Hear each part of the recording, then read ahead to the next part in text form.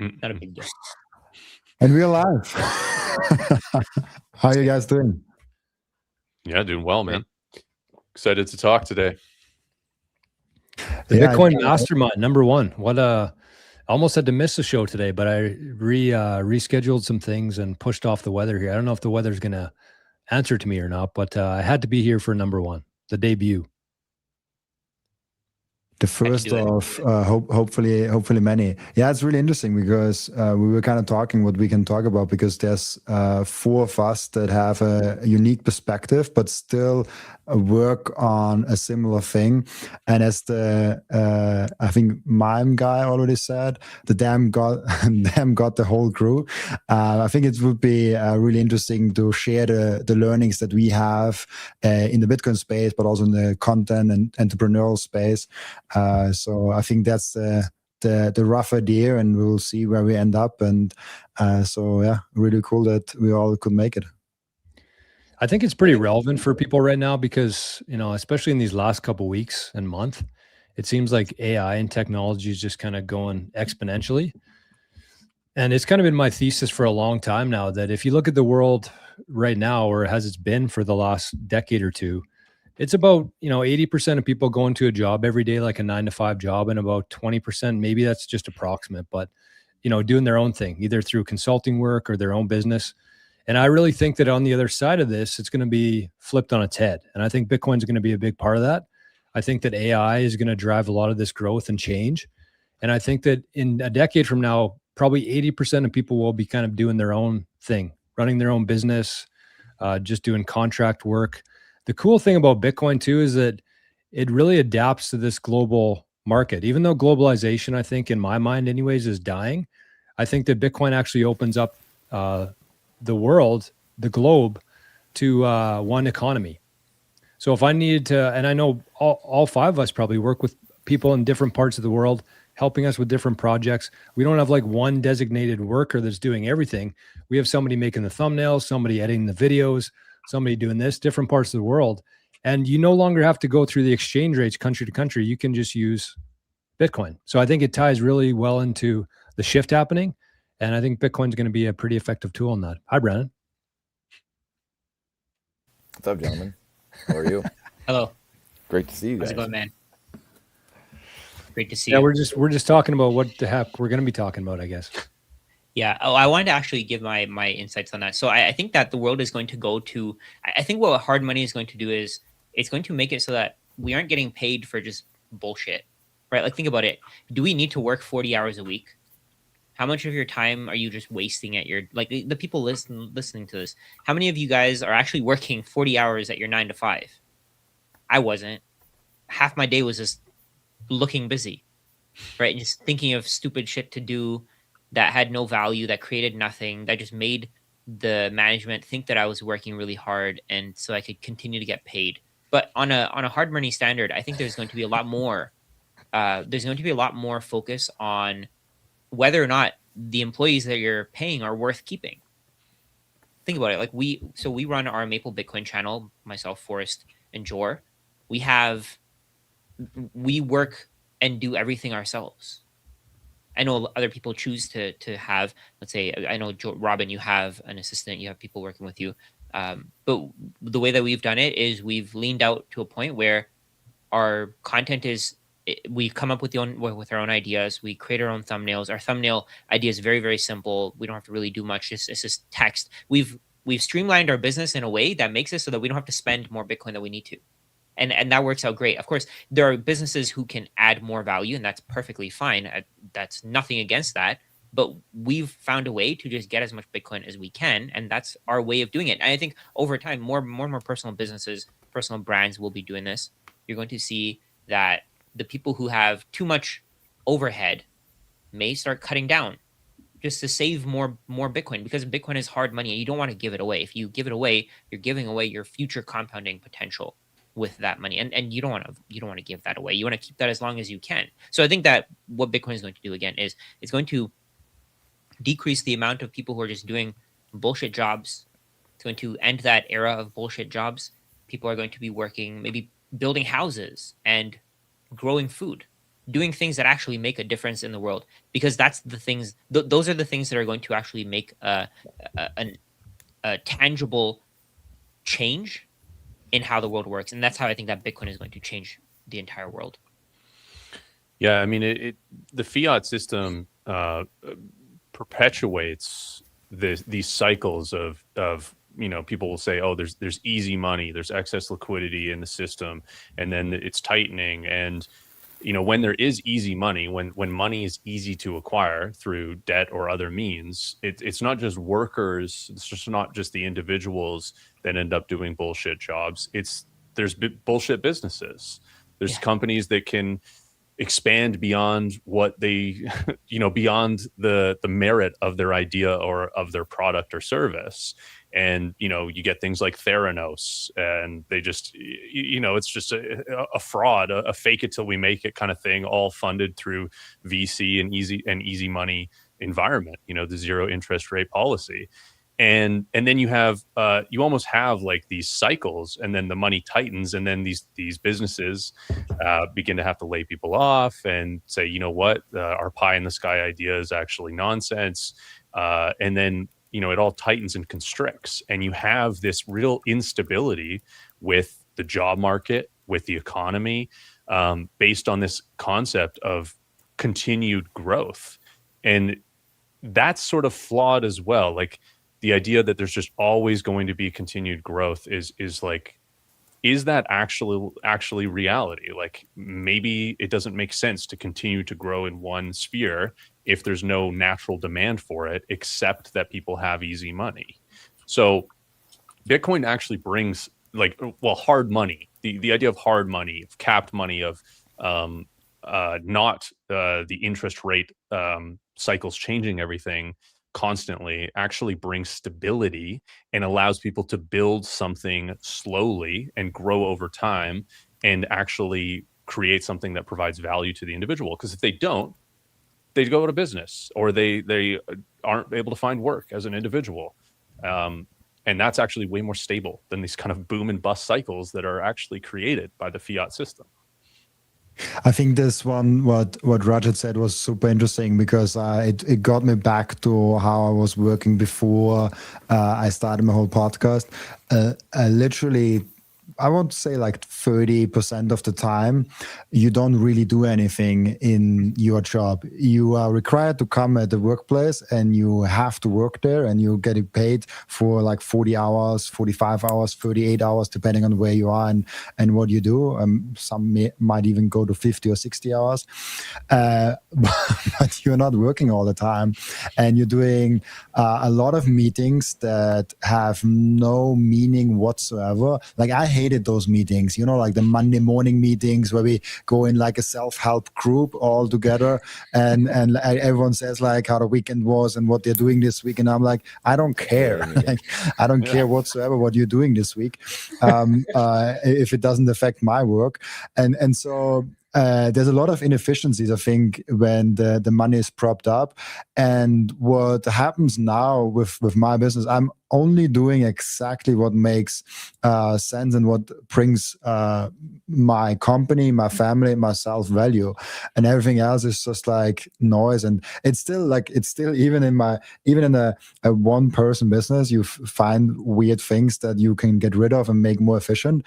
But yeah, the bigger it gets, and the more fiat it gets, and the closer it gets to the state, also, the more ridiculous it gets. Like, we show up to show up in times like, I think this is like a big thing, to just like be very inefficient with it. Well, there's that cliche of the municipal roadworks, and there's 5 people standing around and 1 person digging a hole, right? And it's why is there 5 people standing around managing 1 person's work, right? It's completely, I mean, it's geared to be inefficient almost, it seems. Yeah, the part of it, I think, is also to just keep the real estate market propped up, right? Like, and the stock Ponzi scheme as well, right? Yeah. It's all part of everyone's retirement funds. They can't have that go bust. Yeah, exactly. And then with what I meant by real estate, I get what you're saying with stocks, but what I meant with real estate is that they want us to go into the office, so that there's space that's being used and occupied, and we don't have to change it to the cheapest use case for that real estate. Like using it as a rental property is probably the worst use case that you can get, because there's a limit to how much money you can get from a tenant. Whereas if you use it as commercial, this is something that actually I used to be a realtor. For anybody who doesn't know, this is something that we went through. We did the You were a numbers. realtor? I didn't know that. I used to be. I'm not anymore. I used to be. But yeah. So the thing that we would go through is trying to find the most profitable way to use a piece of real estate, and land as a living space was not it. It was not it. It was businesses, because commercial businesses, you can charge them as much as you want to. Yeah. And they'll just charge their customers more.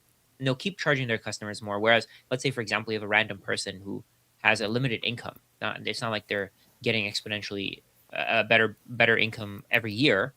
They just have a fixed income, and that's how they can pay.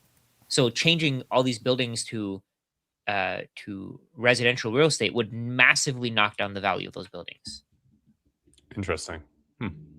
It's crazy. It kind of makes me think of the Office. I don't know if you guys are familiar with the American Office, but Oh yeah. there's a part in that where Oscar's trying to explain something to Michael about their budget and how they're below their budget and how they need to spend more money just so they get more money next year. Like it's such a crazy concept, but that's like how every business operates, especially if they're being subsidized by like a government, which is even more unfair of a market than a traditional business. But it's so true. Like you have to spend money on things you don't need just so you get allocated the same amount next year. Like it just couldn't make any less sense, but that's the world that we grew up in. I'm sure all five of us worked at jobs where that was kind of the case. Yeah. Yeah, look at the federal government itself, right?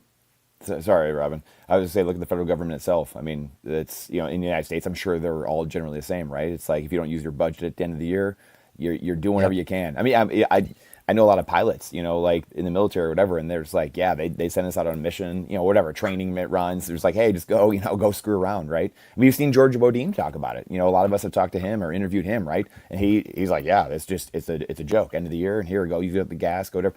And that's just the government not incentivized to do anything for the average person. It's just a great microcosm of what we're dealing with.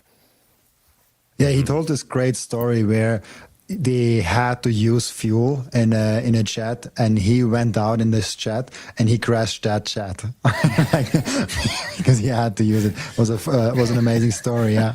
But I love that scene of The Office. I probably have seen it already like 3 times with the lemonade stand of like, if mommy and daddy give you $5 and like you want to have $5 again next year, but you only used $4, use that $1 for something else, because otherwise you only get $4 next year. And I'm like, shit, like that's so crazy. It just creates so much waste. That's what it does. And I think that a return to a hard money standard more than anything is just going to clean up the world. We're going to be able to make whatever we want to with the 3D printing and technology that we're going to have. We're going to be able to create whatever we need, but I just feel like there's just so much waste. Like, I mean, I go to golf tournaments throughout the summer and they'll give away prizes and they think they're doing it to like promote their business with a logo on or something, but it just goes like straight into the trash and then it goes to the garbage dump. And it's like, there's no use for that in any situation in my life, but they have these budgets, these marketing budgets, and these whatever budgets they have this year, they need to get the same amount. They need to spend it, essentially waste it, just so they can get the same next year. It has nothing to do with like what's actually needed. What would be more beneficial, something that's going to last 5 years, or a trinket that I'm going to throw in the garbage? Even if you have to spend a little more this year and less next year, that just seems like a better business decision. And that's, to me, value-added economics. And I think that's where we're going back to now with hard money. It also go ahead. Forrest, go ahead. Well, I was just going to say, it also points to what we are seeing as being valuable now, right? Like people are saying data is the new oil, right? And it's when you have data and you're able to aggregate it properly, you're able to find those inefficiencies and cut down on your marketing budget and see that, oh, there's intentional spend here when it's not needed and not productive. And those businesses are able to use that. And this is the same thing for AI, right? It's all technology is to create more efficiencies. And, we've been talking about governments, and maybe you could speculate that there's an intentional inefficiency in there, but it goes to show that some of the most valuable companies in the world are all data related, AI related, and that's all about creating additional efficiencies.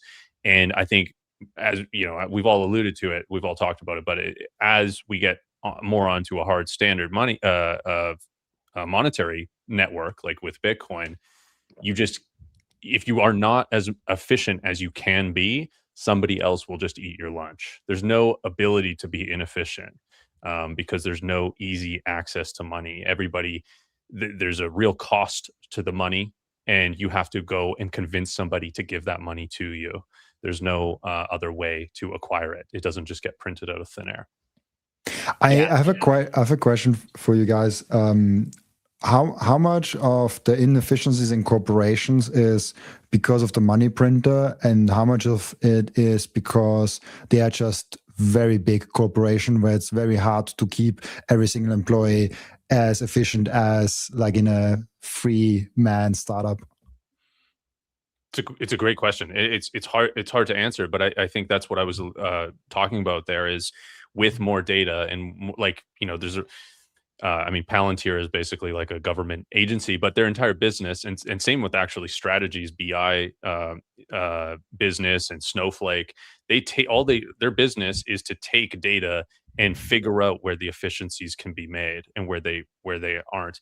So I think it's almost like I'm sure maybe you guys have had this before, but I've had managers when I worked as an employee, and it was actually inefficient, them trying to micromanage and create more efficiency out of my work. And it creates more inefficiency by doing that. So I think there's a balance to be made there. But without a doubt, there's going to be things that fall through the cracks, even with the efficiency technology of data aggregation. I was going to mention, I think a lot of the companies that exist today probably wouldn't exist at all, right? Let's say, for example, with fake money, you have companies like McDonald's. Oh, actually, I don't know if you guys know about this, but the biggest used to work in McDonald's. Sorry? You used to work at McDonald's. Oh yeah, I actually used to. That's the funny No part. way. I actually used to. That's so funny. I used to work at McDonald's. I used to work at Walmart. I used to work at a bunch of different banks. But one thing that I've noticed is that there was a statistic that said in the U.S. the biggest beneficiaries of SNAP, like the food stamps, are at one point number 1 and 3 were McDonald's and Walmart. So what's happening here is their wages are essentially being subsidized by money printing, right? So the employees, if they didn't get SNAP benefits, they probably wouldn't want to work at McDonald's. They probably wouldn't want to work at Walmart because there's so much risk in working there. You're dedicating your time, your effort, your energy to working at those companies, but those companies they're giving you a wage that's too small for you to even sustain your lifestyle. So there wouldn't be enough workers, and those companies would just die without money printing. Like that's the thing that we're fighting against here. If there was no money printing, I bet you Walmart and McDonald's dead within a decade easily. And then you're going to have all these mom and pop shops that replace them because those mom and pop shops will probably be like what we said. They'll be efficient. They'll be lean. They'll have their own employees. They'll have their family working there, and they'll actually care about the product that they offer. They'll care about their customers. Like you'll have people coming in saying, "Oh, the usual," and somebody would come in and they'd say, and that's what they would get. Like they'd know exactly what to get for this customer. It's like those coffee shops that are run by mom and pops, right? If you go to Starbucks, nobody gives a shit about you, right? The person that works there doesn't care about you, right? But that's what happens when you have these mega corporations. Whereas with mom and pop shops, they understand their customer, they know what their customer wants, and they can actually take risks. They can be like, "Hey, I made this new recipe. You want to try it?" And they'll give it to you, and they'll get your opinion on it, right? And they actually build a relationship with you. Whereas in today's economy, because we have this fake money, we have fake employees, people who don't actually give a shit about the company, fake hours being put into the company, people aren't actually, like somebody said in the comments, they work longer than 40 hours a week. I doubt it. I mean, real hard work, you're probably not spending more than 40 hours. That probably includes your lunch, your breaks, your commute time, right? That you're not working at those times. Whereas with a mom and pop shop, if you like, all of us are content creators. We put in our time. It probably doesn't take more than maybe 5 to 6 hours of getting our work done every single day. Maybe a little bit more than that, maybe a little bit less, and you can outsource the work to decrease the amount of time that you put in. But you're not spending, I don't think you're spending like 70, 80 hours at work, right? I don't. I spend a lot less time at work, to be honest. So over time, we're going to see it gets leaner and leaner because the money isn't fake anymore and people actually value it. They're probably watching the show right now while they're at work. Yeah, exactly. So how hard are you working? Right. That's hardly working. Yeah, exactly. What do you guys, to play devil's advocate, to have some of the sports radio banter back and forth, what do you guys think, like when we extend this down the line, right? I always think of like the zoo animal, right? Like the cage animal, or like, people are being fed and there's not much to do other than just kind of like walk around your cage all day. I know the argument, let's bat that around. The argument for someone, because like the Freemason, the people that, that started this new world, especially in America, I'm deep in I don't even have the book on me, but the Freemasons, the Puritans, and the secret founding of America. So I'm deep into this. And the central bank, Abraham Lincoln, fighting this thing over and over, John Wilkes Booth, being a free, like all these rabbit holes that you've never taught in government-run schools, right? Let's extrapolate this out, though, into the end game of this world where you have Freemason type stuff, the Marxist types, the Keynesians who say, no, I'm the intellectual, I'm smarter than all of you, and you need to be cattle prodded into working, inflation, et cetera, right?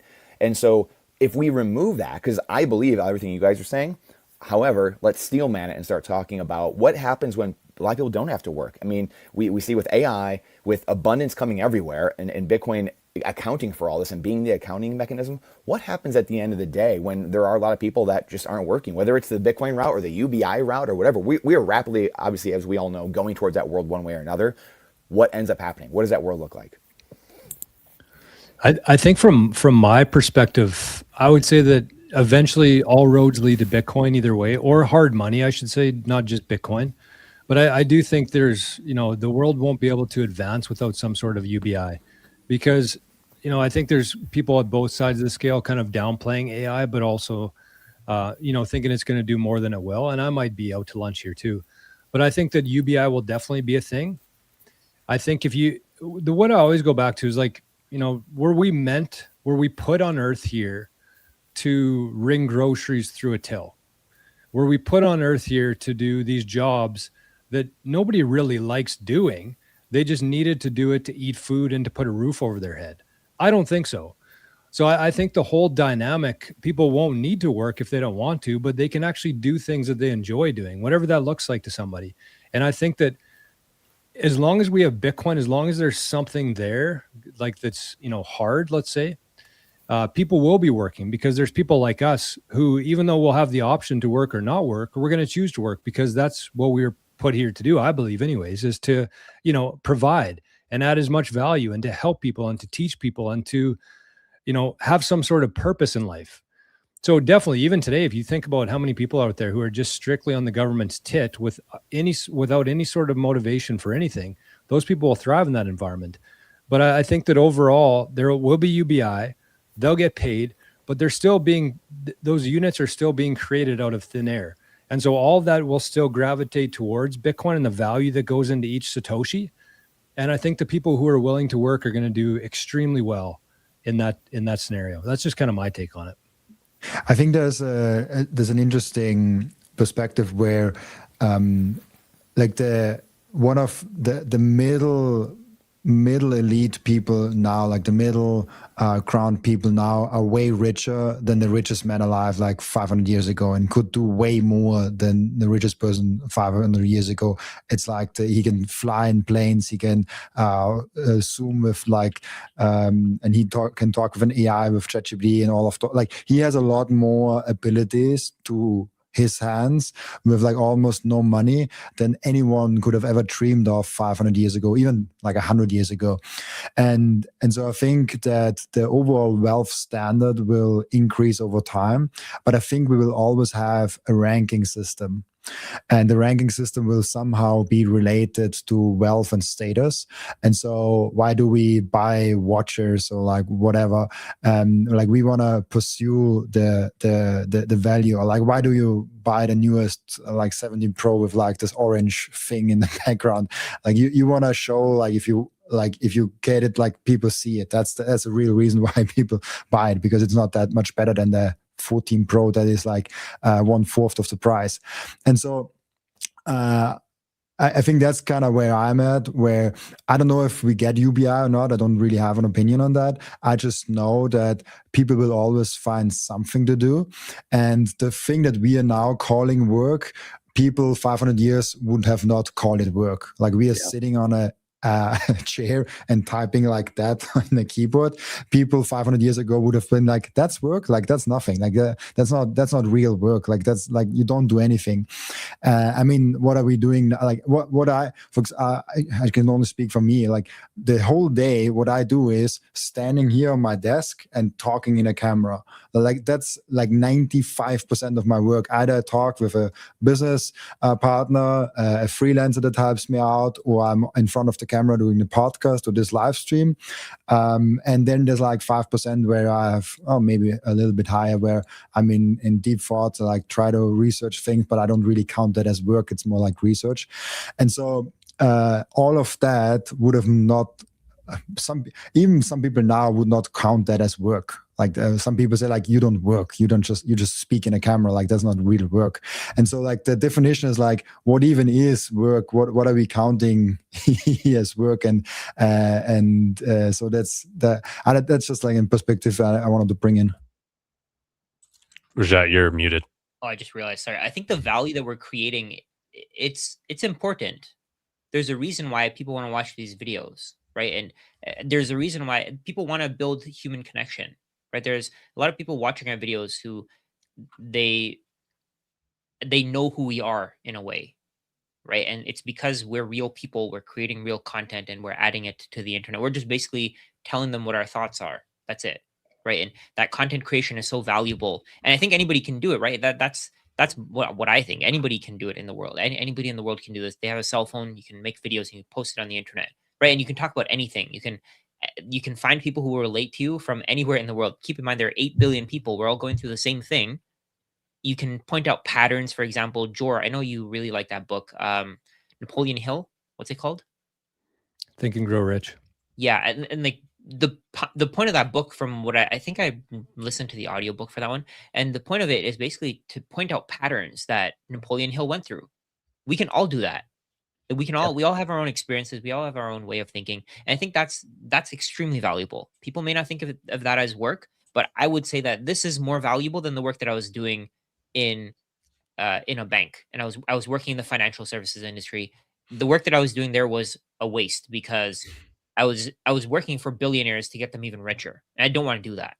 I'd rather have an impact on 5,000 people who have as much wealth as that billionaire combined, over helping that billionaire get richer. And I think that the impact that we're making here is much bigger than the impact that you'd make from, let's say, 9 to 5, or obviously creating food is what we've done is we've scaled our skills up, right? We can go start a farm and we can create like one apple at a time, for example, one orange at a time, or whatever it is, apples, oranges. We can grow cows and animals, but we've scaled our skills up to a point where we can serve multiple people at the same time. And I think this is this is very valuable too, because we're helping people to save money.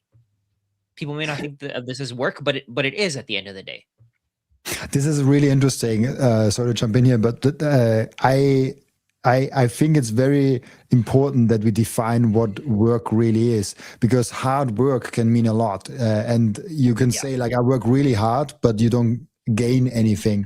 So for example, if you're a factory worker somewhere in China and you work 18 hours a day, you could say you work really hard, but then Elon Musk does 1 hour of work and he makes more money than half China does in like 1 year.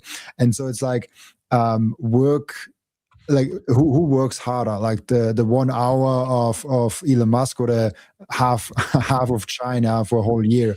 In one definition it's half of China, in the other definition it's Elon Musk, because he has the outcome also. So how do we measure work? Do we measure work just by input? Because then you can that's a silly metric to measure, like just like pure hours. So you have to measure how hard someone is working, not only by the input but also by what actually comes out of it, like what is actually the leverage that you have to work. Leverage is key there. I think it should be just impact, right? Just impact. How many people you help, how many people's lives you change. How demand you are, how much demand there is for what you're doing. Right. Yeah. And Robin, you mentioned leverage there, which is key. And Rajat, you also talked about how the work you do is, and impactful is a really good way to put it. The work you do now is more impactful and more valuable than the work you did when you worked at the bank, right? Even though,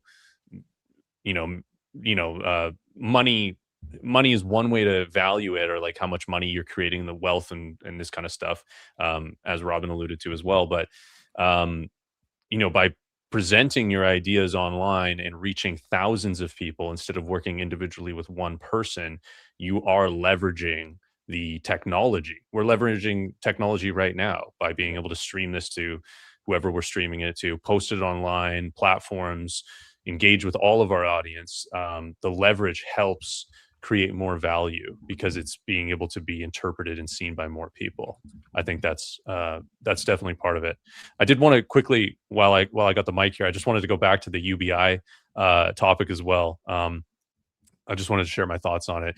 I'm not convinced that UBI is something that's going to exist long term in the future, because it's still fiat centered. Yep. There's still this idea of, like, again, and Wild Thing commented in the comments here, who or what funds UBI? I think that's really the question there, because if it's sort of some, like, there's this concept of like, you'll get Fed tokens and you can redeem those for like, it's like 1984, like Victory Gin is like the thing that the guy drinks, and it's because it's like you get a certain allotment per month, and it's like the government funded thing. Subsidized. Yeah, exactly. And so that's essentially what I see happening is, if we go down the route of some UBI type thing, there's going to be a massive class divide between people who have wealth and people who are dependent on the UBI, because you're not going to be able to get ribeye steak with the UBI, but you can go to the farmer or the store or whatever, spend Bitcoin or hard money and get the ribeye steak. But you're just not, it's literally going to be programmed into the UBI currency that you can only redeem it for certain things, which is similar to kind of, it kind of looks similar to what we have with welfare and SNAP and these kind of things already, to some degree, which is kind of where I see more of that happening. But I don't think, I'm not sure these things can end up coexisting at a certain point, because it's always, UBI is based on theft to some degree, right? And again, he said, we tried that with ZERP here. Was it ZERP? No, that's zero interest. Tried it with CERB, which is like the COVID benefit or whatever. And it did lead to massive price inflation. So that was just a delayed theft to the individual from the debasement of currency, which is what inflation is. So how do you have UBI? How do you have voluntary UBI that isn't stealing from people? I'm not sure that exists. There is something also to that aspect. I just the comment just brought it up, which is, I think, something we should also like bring into this conversation, because you're using a fiat token that has all the negative aspects of a fiat token, not just the monetary one. Obviously, the monetary aspect of the fiat token is very horrible, but there's like more to that with like privacy, surveillance, and all of that. Like, it's a good aspect where maybe the monetary, even if there's a UBI that everyone gets paid, maybe you don't even want to accept it because the monetary value is so small versus the disadvantage of accepting it and spending it and giving your data away is actually bigger than what you're gaining monetarily. Yeah. What do you think, Brandon? What's your thoughts on UBI? Yeah, I mean, you guys all make great points. It's all predicated on belief, at the end of the day, right? Like this is all predicated on someone's going to take the dollar or some fiat currency, UBI or whatever it is, right? And everyone famously says that it's the aircraft carrier backs it up, the barrel of a gun backs it up. And it has to. It does in the sense that it has to, because it's the only way to get all these humans to just, blindly just be like, okay, well, our IRS or whatever tax agency in your country is just, beating down your door. But at the end of the day, hyperinflation is just a loss of confidence in the dollar. And so I think this game could play for a long, long time. It's played way longer, even the last 15, 17 years. It's played way longer than I ever imagined it could go on. So I've kind of been black-pilled in the sense of like, yeah, this could go on for another 5, 10, 15, 30, 50 years. Who knows? Because as long as humans believe the opposite of what we all believe, it can keep going. Yeah. And if this number of us shrinks of people who believe like this, that it's a belief structure and people believe they have faith in the dollar still, they have faith in fiat currencies, then it can keep going. And it's just like you guys have nailed it. I mean, like, right? Like bonds is the root word of bondage. If you keep giving the government currency, and that's why they set up all these programs, right? They set up all these structures like the, automatic, we're going to match your thing here in America with 401ks and all these things. They're all just structures designed to keep perpetuating that system without people thinking about it. And then you're on the fiat hamster wheel because of inflation in the first place. So you can't even get off to think about it for 2 seconds, what's actually happening, or looking at your paycheck, path of least resistance. So until something, Max Payne's our way out of it, some black swan, some big events, and people are ready. There's so many Bitcoin content creators. They do such a good job, right? All of you guys, everyone, and it's like 2 + 2 = 4. It's very easy to see, but you can lead a horse to water. You can't make someone drink, and until they're ready to accept it. I mean, how many times do we see people say, "I get what you're saying, Jor, Robin, Forrest, Rajat, but." That's the structure, right? It's a mindset. And like, I am 100% convinced, going back to my sports days, right? It's, and many of you growing up playing sports, doing different things, right? It's mindset. If you think you can, you will. If you think you can't, you won't. You will find a way. You'll give me every excuse in the book to why it can't happen. And I was talking to Ben Parent about this yesterday, this exact thing. And he's like, yeah, I'm showing people like, oh, well, no one uses money, blah, blah, blah. He's like, yeah, here, I'm showing you. I've lived my life for 10 years off of this. Here's how you do it in 2 minutes. The guy's like, and it's like, it's still like the NPCs, non-playable characters, their minds are just cooked. And it's, again, we can get into why that is, right? 100 years of government-run schooling, compulsory schooling, conform, comply, obey, all these things, culture, media, telling you, turn people in if they're going against the narrative. Like, it just on and on and on. So it's this unraveling that society has to do. But how do you do that? How do you get the train back on the tracks when we're 100 miles from the tracks? Well, it's going to be really hard events. It's not going to creep back slowly. It's going to be these rubber bands snapping and coming back to this. So at the end of the day, it's a belief structure. It's UBI. It's all fake. If people accept it, they'll accept it like that until they don't. And so they won't. People lose confidence, and the whole thing comes undone. That's the gradually and suddenly. Parker Lewis's book. They will happen. It's just a matter of when does it happen? When does people lose that belief? Is it 1%? Is it 3%? 5%? 7% of people that need to lose faith, and then everything's gone. Yeah, and there's sort of it's incentives, right? And if there's people that are accepting UBI or some form of it that already exists in the form of welfare or government assistance, they have the incentive to continue to believe that it's worth something because they're getting something for free, and that thing isn't worth anything if nobody else believes it. So there's sort of this perpetuation of the belief of it because there's so many people that benefit from the free or cheap money as well. That's the biggest problem, is that the world's just addicted to free money. That's what it is, right? And it goes back to the Keynesian model of, needing more units to keep the economy going. That's absolute BS, man. Like it's just a straight up lie. It is. And I kind of agree in the sense that I don't think that Bitcoin and fiat coexist forever. But I also agree with Brandon that, it takes a long time for things to play out. And I think it is even though we have technology now and we have access to way more information, the fact that we're streaming this right now all over the world should speed this up significantly. But it doesn't, because people just have such closed minds about the whole thing. And that's why, to me, I think that it takes a full generation for something like this to shift. And I think that that's kind of what we're living through. Like, we're 17 years into Bitcoin. This should be the only thing that people care about right now. It's the most exciting topic, I think, that exists and has existed for a very long time. It's just there's so many people who still believe in that system, benefit from that system, and don't want to have to work and actually earn money, as opposed to just where they are right now. They're comfortable. It's a very comfy life. You just wake up whenever you want to, you throw on some Netflix, you eat some Cheetos, and you get a check from the government. It's comfortable. That's what governments do, right? They make money out of thin air. They attract as many possible people who want free money to vote for them, and then they get more and more powerful because they keep getting voted in, and it just takes power away from the people who own assets. The people, well, no, it doesn't take power away from it gives them way more power over everybody who doesn't own assets. I think that's the right way to say it. So it gives them more and more power over the people who don't own assets, because they can control you, right? They can tell you, hey, if you don't take this, then you can't do this, or if you don't do this, then you can't do this.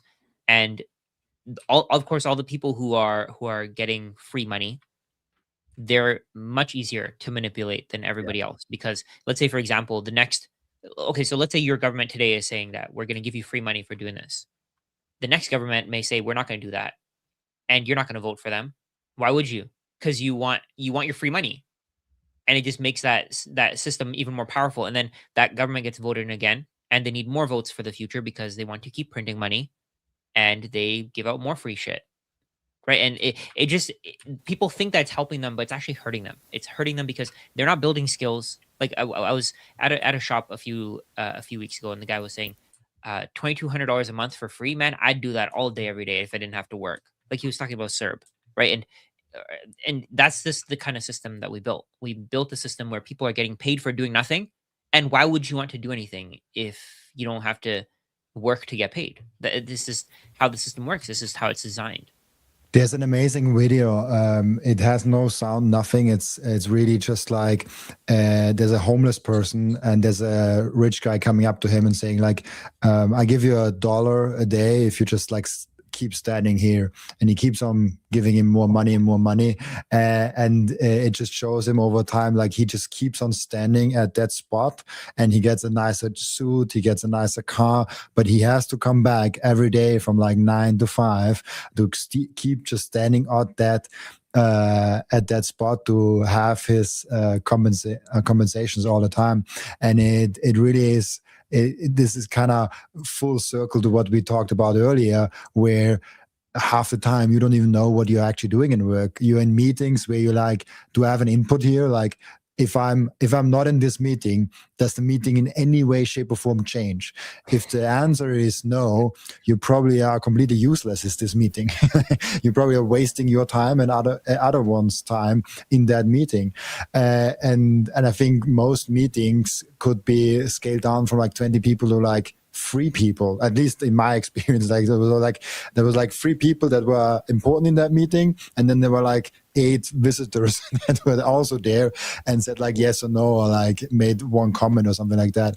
And the more important question is then, okay, if we are all aware of that system, if we're all aware of what's actually going on, how can we as individuals make sure we benefit from that? How can we as individuals make sure that what to do in that situation? Because I go back, because we talked also about like what is work, and I love Alex Hormozi on that specific part, because he said work is output, and output is, what did he say? Output is the volume, so the repetition, what you do, and the leverage. Additionally, like you have to not only do the hours, but also the leverage, and the leverage is the skill and the efficiency in what you do. So someone could work an hour and produce like $50, and another one works an hour and gets $2,000. It's the same hour, but there's a different leverage to it. And so how can we optimize our efficiency and skill and leverage, so our hour gets more valuable because we have the information about the system that we are currently in.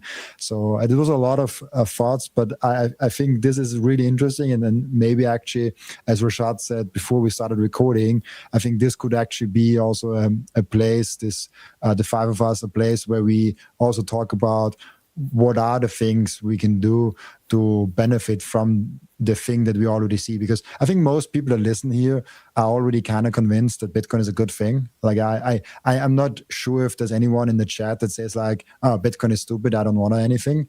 Like maybe a few of them, but like most of the guys here on the panel, but also in the audience, probably are quite already sold on Bitcoin. It's like, how can you benefit the best way possible if you already know we are going in this Bitcoin hard money, sound money world? Yeah, I think that, as we're kind of talking through this stuff, it seems to me like we're talking about the belief system here. We're talking about the power of, speaking things into existence almost. And I think that for a lot of Bitcoiners out there here in the chat, watching this later, you probably felt some frustration in the sense of like, it's so obvious what's happening over there. We want to talk about what we're building here. And I think for a lot of people, it's frustrating because nobody's willing to listen to them. And I think that, once we cross this threshold, it might not be a percentage wise of people. I actually think it's going to be a percentage wise in terms of wealth. And so I think that what Bitcoiners out there right now should be focused on, like, we have a lot of Bitcoin podcasts. I think we need 100 times more Bitcoin podcasts, because there's people out there who want to learn this stuff. There's people out there with an open mind who are tuned in right now to this stuff on this frequency. And I think Rajat alluded to it a little bit earlier, but people learn from different people. People resonate with different people. And I think that anybody out there who wants to do that should absolutely do it. Just focus your attention though on the open minds out there, on the people that do want to learn. Because as this thing plays out, we have the biggest institutions in the world, countries, biggest pools of capital are coming into Bitcoin. I don't think anything's going to stop that. So our bags, the people who are here now, this might sound kind of cocky to say, but our bags are going to be pumped whether we like it or not. And I think at that point, not only we don't need a certain amount of numbers, we will have the wealth. And with that wealth, we can start doing different things with it. Just like the fiat wealth has been able to control and manipulate minds for the last 100 years, I think that Bitcoiners are going to kind of shatter that whole model. And we're going to start working towards something that we believe in.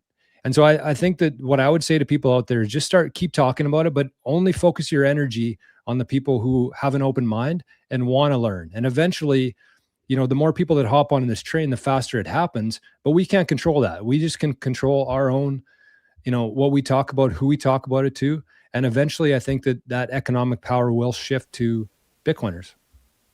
Yeah, everybody here, like every single person here can start their own podcast. And I guarantee you that once you get, or not even podcast, just a video channel, right? You just make videos about talking about anything. You don't even have to talk about Bitcoin, right? You can talk about anything. You talk about money. You talk about the different things that you enjoy personally talking about. I mean, talking about Bitcoin would obviously be very valuable because you'd be able to help a lot of people. You'd probably make a lot of money from it as well. But sometimes people just don't care to make money from social media. I mean, you can even create your own brand, let's say talking about Friends or talking about Breaking Bad, right? Talking about anything really. Like you spend your time watching TV, so make a channel talking about TV. I think that's probably the best way to do it, right? If you talk about something, if you learn more about it, you're probably going to understand it more. Like yeah. I probably didn't understand Bitcoin even I didn't understand a fraction of the things that I understand now because of my YouTube channel. It was almost like my journey of learning. And that's what you're doing. You're thinking through things on YouTube. You're growing in public and you're showing people that this is what I'm doing. This is what I'm thinking about. And other people they'll work with you, right? And what I've been learning more about is how to use social media to just make a business. And what you're doing with social media is, so let's talk about a regular, typical business. You create a product and you sell it. You try to find an audience after you create the product, after you put in all the research and development. Whereas with social media, you create the audience and then you create the product after. So based on what your audience wants, let's say, for example, if people want a community to talk in, we have a community to talk in, right? We have a paid community where people are willing to pay us to join it and to talk to us and to talk to other people. there's no spam there. What we did was we basically created our own product at the end. We created our own demand, and anybody can do that. That's my point.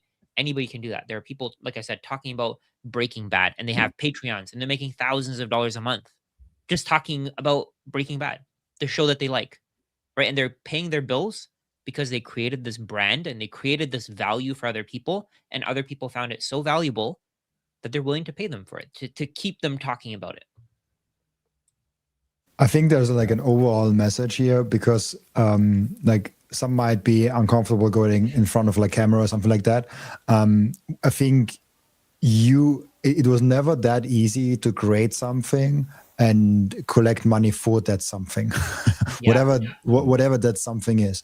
It can be a digital product, it can be a physical product, it can be a video, an article, a book, like whatever the heck it is.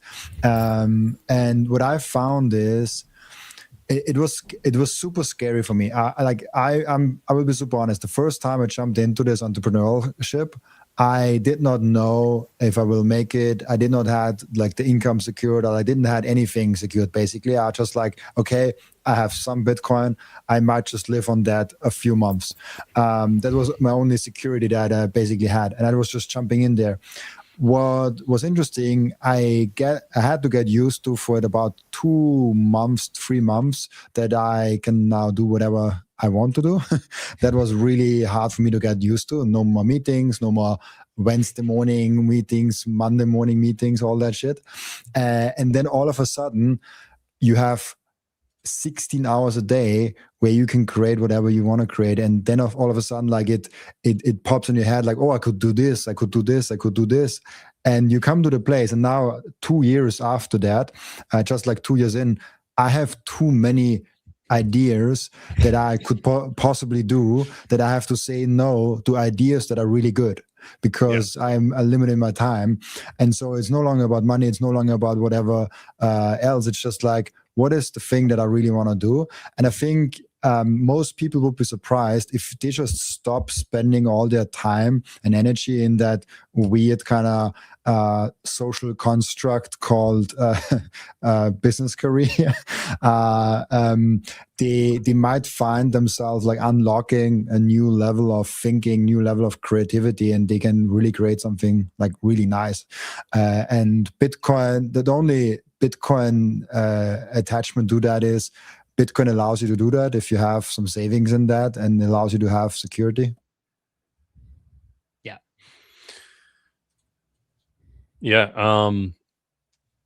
I think, we're talking about basically what it comes down to me for me is that value for value is the concept, if I had to distill it all the way down. And then and that's sort of like the motto around like Nostr and stuff, which is you create content, people can zap you for your content. And we've talked a lot about YouTube here, but YouTube should be based off of basically it's a combination of video and your interest. As Rajat said, if your interest is watching the show Breaking Bad, if you're able to share your interest in a video format, you're able to have video online, which ends up being like a billboard, which you can have advertisements and different money-making strategies on there.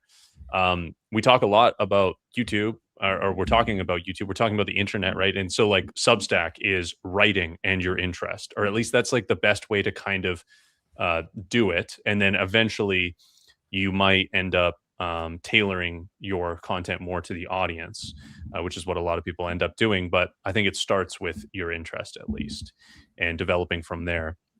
And back to one thing that George said, we need hundreds and thousands of more Bitcoin podcasts, which I 100% agree with. 100% agree with. But we also just need more Bitcoiners creating value. It doesn't have to be Bitcoin podcasts, because you as a Bitcoiner are going to bring that through to whatever you do. If you make wooden figurines, if you're a whittler, you end up selling those, and you're like, hey, why don't I sell these for Bitcoin? And then that's on your website or in your storefront or whatever. And now you furthered the mission of Bitcoin. It ends up having conversations with people that come into your business, whatever it ends up being.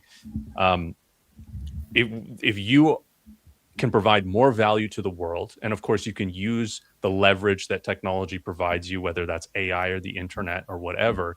But if you provide more value to the world and you're a Bitcoiner, the Bitcoin is going to work its way into the consciousness of more individuals, which ends up,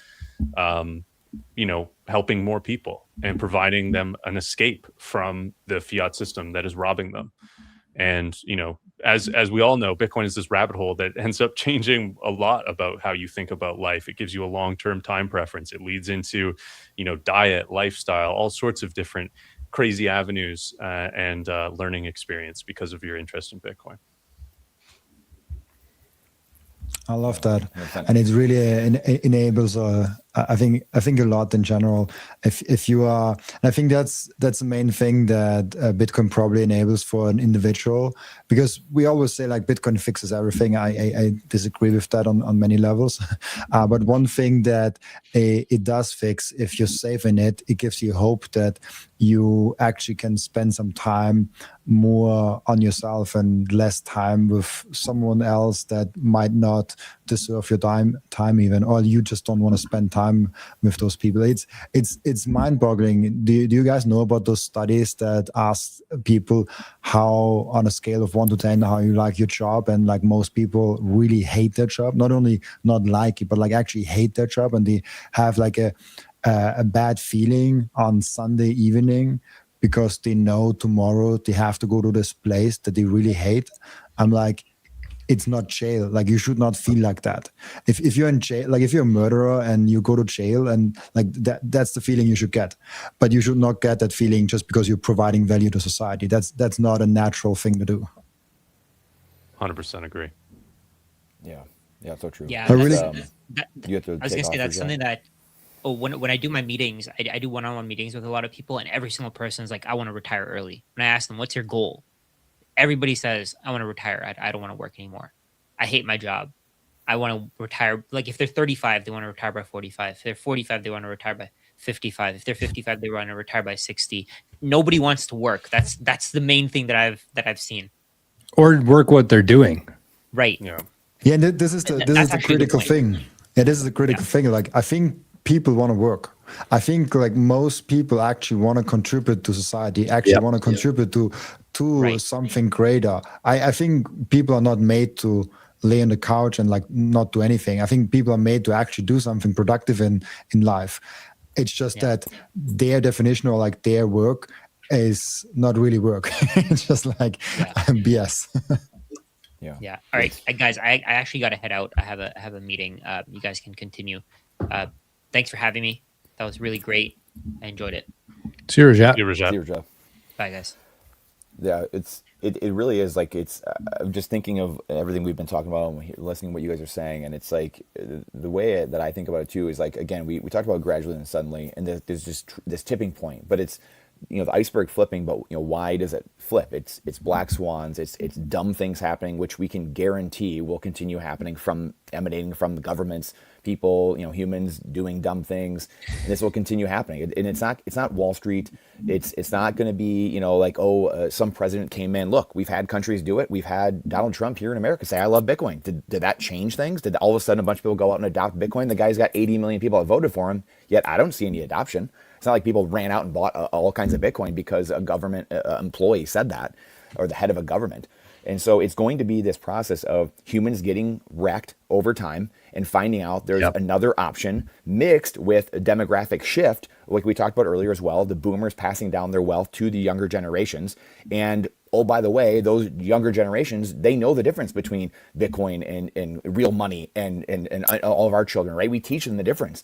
We didn't have that before. So you mix all these things together of education, more podcasts, more books on Bitcoin, the truth being out there, like you said, Jor, I believe was the one who said it, was just like this, able to go around the world, and the education out there, mixed with all these things together of time. And it's the Thomas Paine book, at the beginning of Common Sense, time does the heavy lifting, right? Time converts more than reason at the end of the day. And it's when people are ready to drink, they've been fully wrecked, they're on their hands and knees, crawling and begging and saying, no more. Like the government's, govern me even harder, and I'm done. And everyone has their different point, and some are earlier than others. And so you mix that all together, and it looks a lot like and then the last thing I'll say too is what we've been talking about too with the businesses. So now, not only do you have the younger generation, people getting wrecked, black swans, more inflation, more printing, but then you've got Bitcoiners all during this time, the next 10 or 20 years, getting very wealthy. And so what do those people do? They create businesses, they create goods and services. They naturally, some will go to government and start, all these things will start defunding naturally and healing the government and creating a higher standard of living, lower costs over time. And it will be this cycle that happens, but it plays out over 20 years, maybe 10 or 20 more years. So it's been 17, but maybe it takes another 10, 15, 20 years as this all just kind of matriculates, and then the iceberg flips seemingly. You look back and say, oh, the iceberg flipped. Well, it just happened over time. Yeah. Time is the big one there. I 100% agree with you. And you mentioned the suddenly, or gradually, then suddenly. So I kind of always think about like everybody says like the US dollar is sort of like the cleanest shirt in the laundry. And what that says to me is they can slowly exploit US dollar holders the longest because it's not as obvious what is happening to the US dollar holders or like a stronger fiat currency. So yeah, I just wanted to get your opinion on that, Brandon. Do you think that something is going to happen to these stronger fiat currencies, like what we've seen with different the Brazilian real or the Argentinian peso hyperinflated? Now it's a little more stable, but do you think that's going to happen to these fiat currencies, or is it just like this slow drain of people slowly figuring out how painful their existence is because of the currency they use? I think it's a slow drain until it's not, and I think that's where, like I said earlier, it's gone on way longer than I thought it could. So like I'm not here to say when that happens, but it just feels like the demographic shift with the younger generations, the older generations having so much of the wealth and really not caring. I mean, like again, we know there's some great boomer Bitcoiners. I'm sure there's some silent generation Bitcoiners, but they're not the majority. Obviously, like they don't need it. They're not in pain generally. There are some, but most of these people in the West they're comfortable. Why would I go learn a new system? I'm tired. I want to enjoy my life now. Why am I going to learn this new thing? That's why you look at the ones that do get it and you're like, wow, like good for you. Like I give a lot of credence to people like that who can go through 60, 70, 80 years of their life and then go learn something else. I mean, it's pretty mind blowing. And so I don't think we can discount that. But in saying that, I think it's all confidence. I mean, everything going back to this mindset thing and then confidence. I do think people discount this, like very smart people, even Bitcoiners, that we tend to discount this, the suddenly part of it's just a lack of confidence. I mean, we're getting to this point now. I think everyone can kind of sense it. Even I know none of you guys are in America, but all you got to do is get on Twitter and kind of see what's going on in America, right? Where, I mean, I have conversations all the time that I never had 20 years ago. I only dreamt of 100%. Yeah, people 100%. like they don't believe anything that's going on. I mean, like we're talking black pilled, like people just shutting down and they don't believe anything that's going on. Now that's a whole different story of maybe that was part of the plan, so break the will of the people. That's a whole nother rabbit hole. But in saying that, people are searching and they're starting to really start searching for new systems. Maybe it's, hey, we like some of the old things, the Declaration of Independence or whatever it is, but we need new monetary system. We need something, right? And that those conversations are being had at a level we've never seen, or at least in a long time, the modern era. So that's where the suddenly part comes in, and all you need, to your point, Forrest, like just some of these currencies and what happens, all you need is that inflection point of 1% or 3% or whatever it is of the population saying, yeah, F that. Like, I don't trust the dollar. I don't trust any of this. And then poof, it doesn't matter how many aircraft carriers you have. It don't matter. Nothing can stop hyperinflation, a loss of confidence. And that's where we're headed. We just don't know when it is. But I think it's in the next, 5 years, 10 years. I do. I think there's more to it too. Like just outside of like people going to the grocery store and seeing that the price of meat is double, like just all the files that everybody's kind of aware of now that's been released for the last couple of weeks that everybody was promised for a while now, but they're seeing it with their own eyes. And I think it's different once you just kind of have this idea that, oh, there's a bunch of elites out there who are doing these really sick things. But when you actually read it and read the things that they're saying in these emails, that's a whole different sensation for people. And that's part of the waking up process. I think that's part of the great awakening that's happening right now is maybe they don't really care about the money, but they're saying, hey, why am I going to work for 6 months a year to send money to these pedophiles? It just doesn't make any sense in people's heads. And then they start saying, okay, well, where do I go from here? And I think that usually leads, I think the four of us here, myself for sure, I went through the dark days, I guess you'd say, where you just had enough. You're just like, that's it. I'm not doing this anymore. And so you start looking for you start going down these different rabbit holes. I first got into silver and gold as an escape from the dollar, and then into crypto, and eventually led to Bitcoin. And I think that all roads do lead to Bitcoin. And I think part of the whole awakening process here is that everybody, even though they're kind of scattered right now, going in different directions, I do think that all roads do lead to Bitcoin, because that's the only thing that saves us from what's rolling out right now, I believe. Yeah. And even the BTC, the last thing on that is, like, even the BTC, we titled this stream today, BTC Mastermind. And it's not about Bitcoin, it's about be the change. And I think that that's what we want to do with this channel, is hopefully, lead by example, in the sense of, you just got to talk about it. You got to have these conversations, as difficult as they are. You don't want to force it down anybody's throats, but for anybody who's willing to have the conversations, this is how change happens, is by speaking things into existence, talking about truth. Bitcoin, to me, is the most truthful thing you'll ever find. You can look at every transaction that's happened for the last 17 years on a website. It doesn't get any more transparent than that. And I think that in a world that's full of chaos and uncertainty, and just people asking questions and being lied to, come into this realization that they've been lied to about everything for their whole life.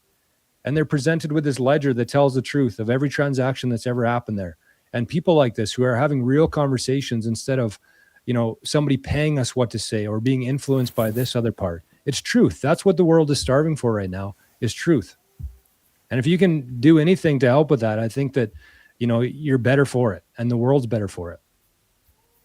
Yeah, and really quick, just to talk about the inflation and just put a bow on kind of what we were talking about too.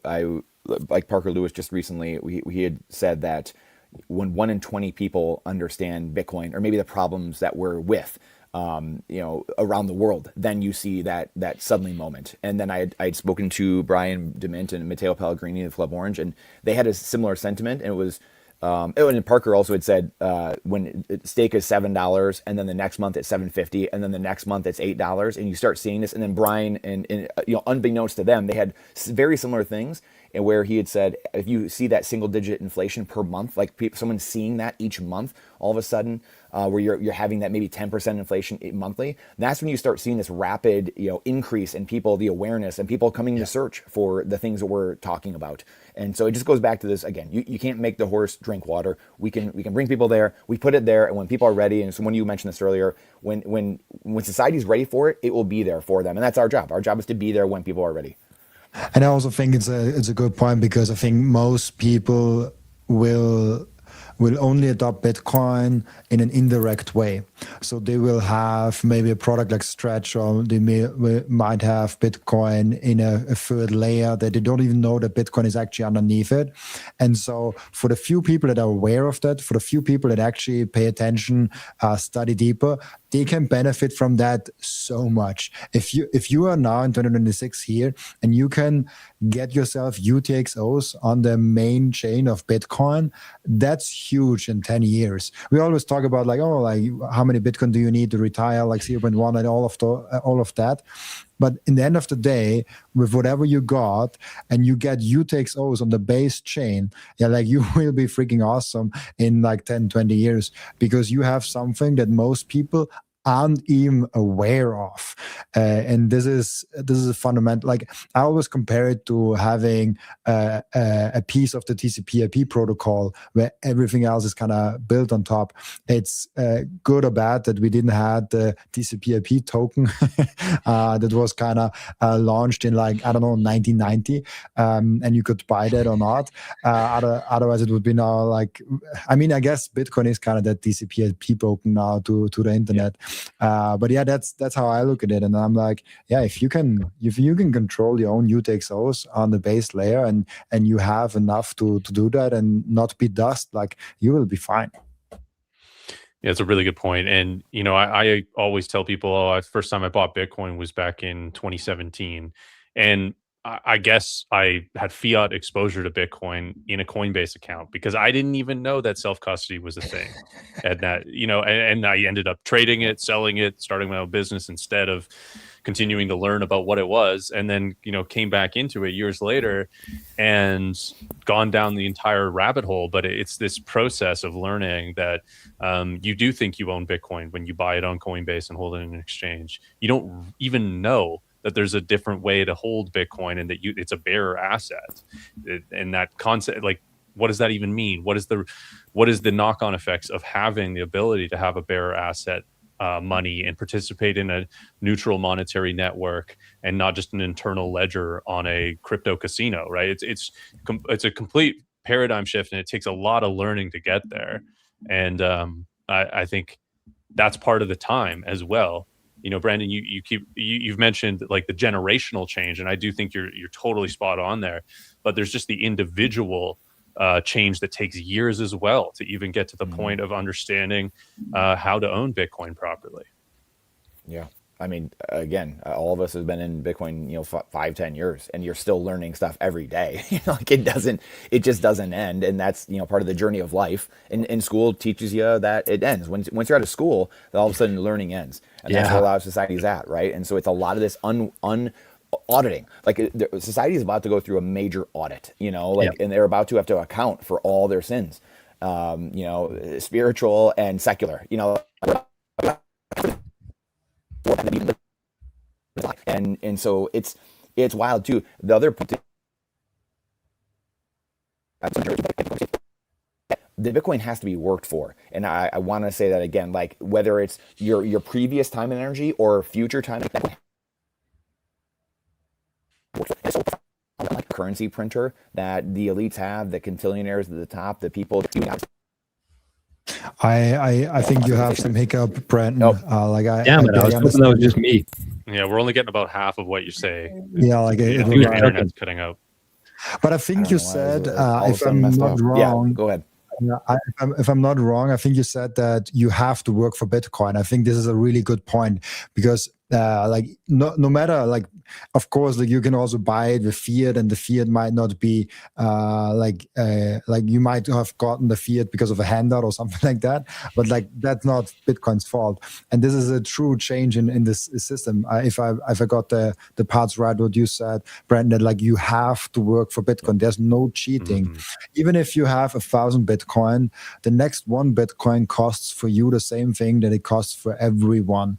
And this is, I think, a very, very important part is this proof of work, because people always ask okay, but Bitcoin is still the same way distributed as the fiat system, and what does it really change? This is what changes. The proof of work aspect. You have to work for Bitcoin. There's no cheating. There's no staking. Just because you have 1,000 Bitcoin doesn't mean the next Bitcoin is easy for you to get the same way as you have.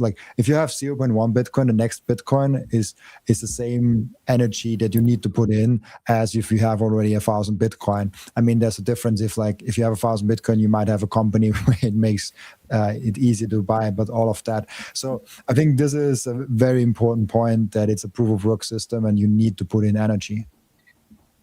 Which is how it should be. Yep. That's nature, right? That's why I like value-added economics, like Austrian economics, so much, is because that's what nature is.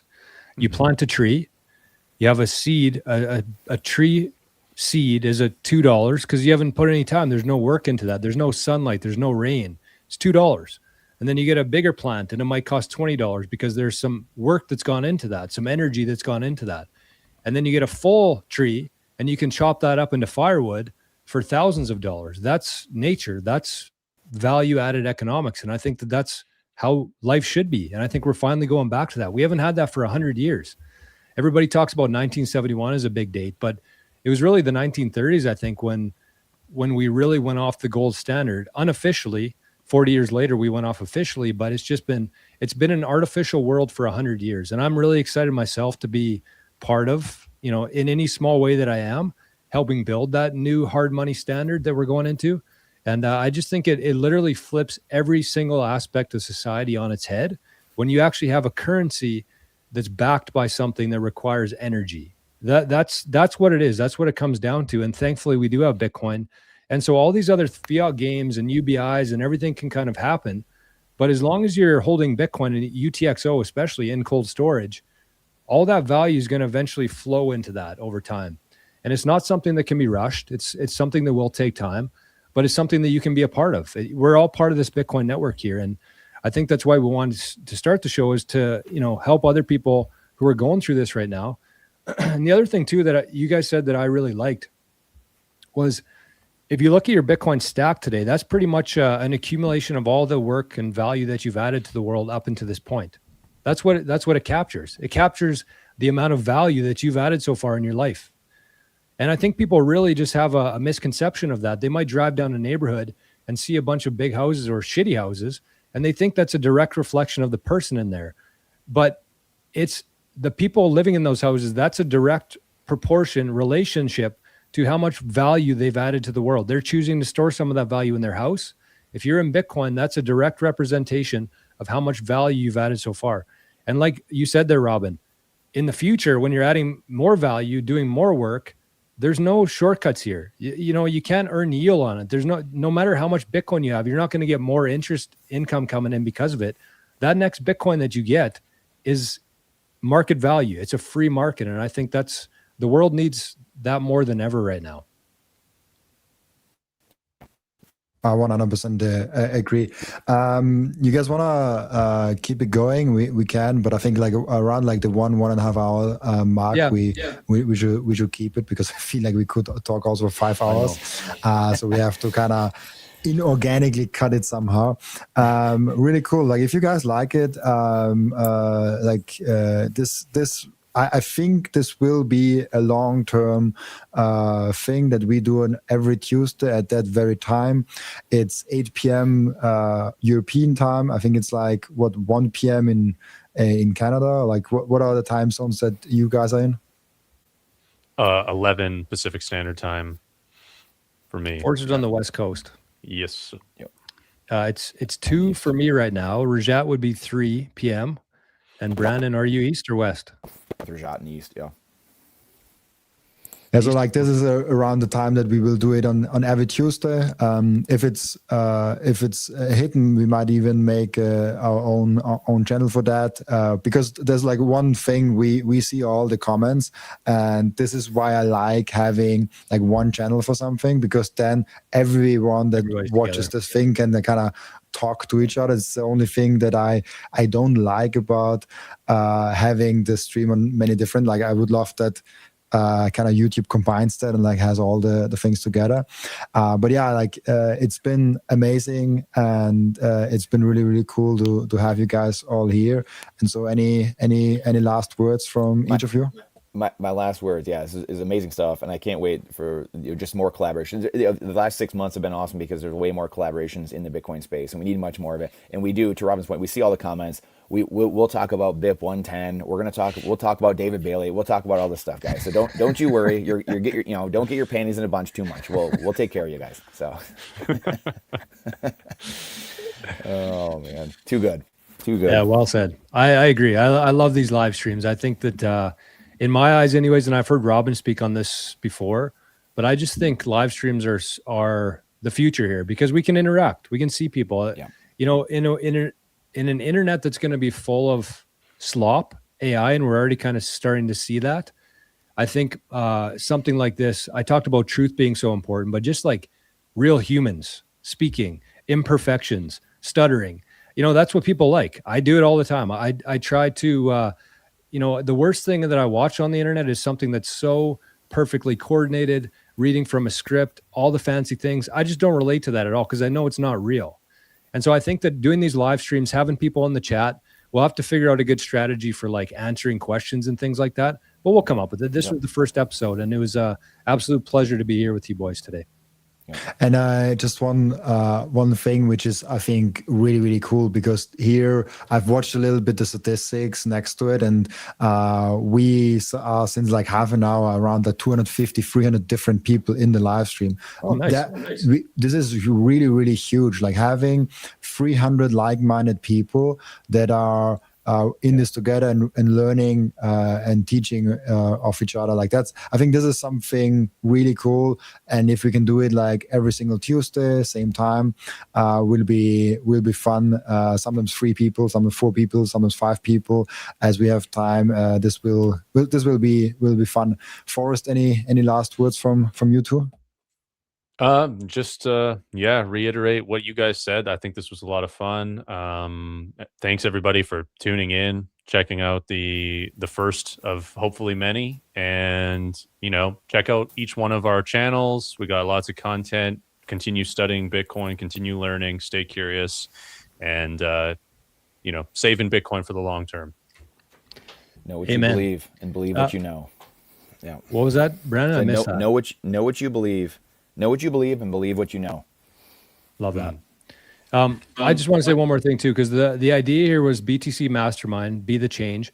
But Mastermind is actually a concept from Napoleon Hill. Rajat mentioned it earlier. But it's the idea of bringing minds together. So Robin has different skill sets that he's working on in his world. Forrest as well. Brandon, myself, and people in the chat. And I think that when you bring these minds together, it forms something new, that's something very powerful. And so we want to share tools that we come across, resources that we have conversations that we think will be valuable to other people. And I think that this mastermind is going to grow into something much bigger than the 4 of us. And that's kind of the intention of this. So that's what I got. And also the distribution of, like, we have America, we have Canada, we have Europe. True. Maybe we can get like Australians and like other people also over time in. I think this is the major thing, I think someone in the beginning mentioned it, the pleb chat, mastermind group kind of a thing. So really cool. Brandon, you wanted to no, I mean, Bitcoin is a humility test at the end of the day. It's not an IQ test. And so I think the big thing is I would probably, I'll put words in everyone's mouth here and Rajat's too.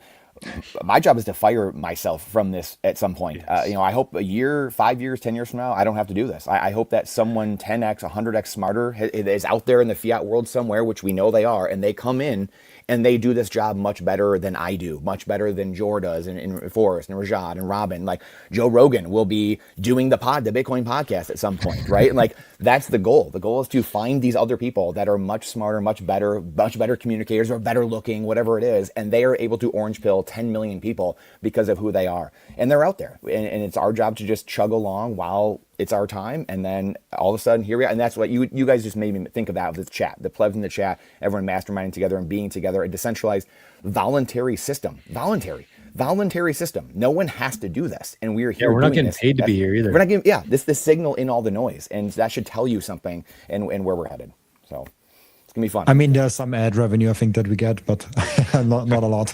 Yeah, a couple bucks. Yeah, 40 cents. Get a coffee at Starbucks. Yeah, where no one knows you. For 40 cents, I used to buy 8 5-cent candies. Now buys half a 5-cent candy. That's the world that we're in.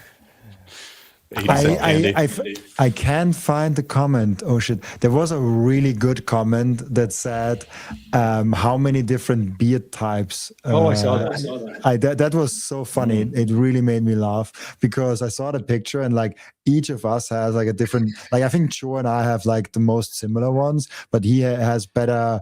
His beard is growing better than mine, and that's why it looks different. All the different beer types, and Rajat has all the different one. So I think I wanted to end with that comment, but I can't find it anymore. That might be like a good logo for us, like 5 heads with all different facial hairs on them. Yeah, there you go. Just the facial. I would love that, and then BTC, be the change as a logo. Yeah. So thank you guys so much for coming on and being here with us. We will be back. Awesome. Thanks, fellas. Thanks, everybody. Thanks, guys.